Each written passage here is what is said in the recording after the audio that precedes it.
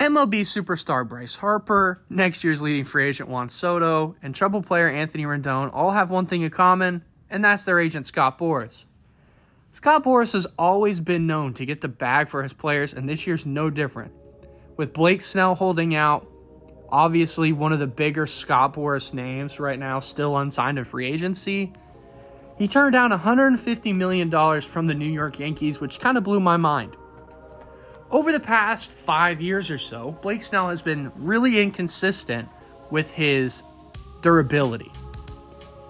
Not to mention, he led the league in walks last year. Now, I understand, Midwest Slugger. He's a 2-time Cy Young winner, and I cannot argue with that. What I don't like is that he's almost demanding $270 to $290 million, knowing he's not worth that amount of money. Scott Boras knows it too.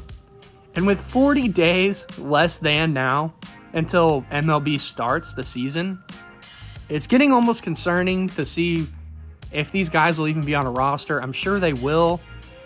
But with them holding out like this, I just don't feel like it's a good look to the team that they sign with. And they're not going to fall for it. Teams will not sign or overpay for these guys. I'm calling it now. Next client that's kind of holding out, Cody Bellinger. I believe Bellinger is not necessarily holding out for the money. I believe he's holding out more for a lengthy contract. The problem with that is, same with Snell, Bellinger did have a comeback year last year, had a batting average of .307, hit 26 homers, and had 97 RBIs.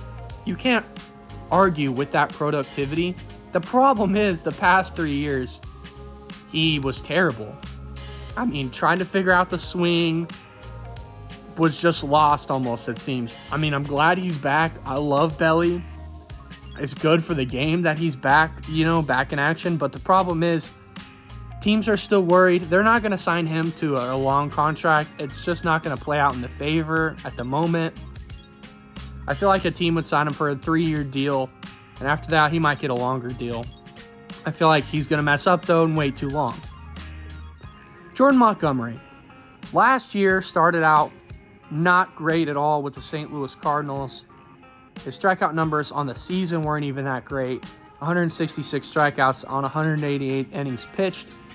Not as valuable as Blake Snell, but when I tell you he got traded and a whole switch flipped in Montgomery's body that just said, you know what, I'm going to turn things around with the Texas Rangers, and it's insane.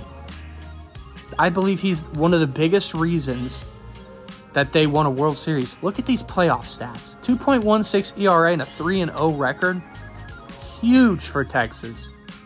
I believe they should re-sign him. I feel like I said, a big vital part of their rotation was him, and he stepped up and he was there when he needed to be there.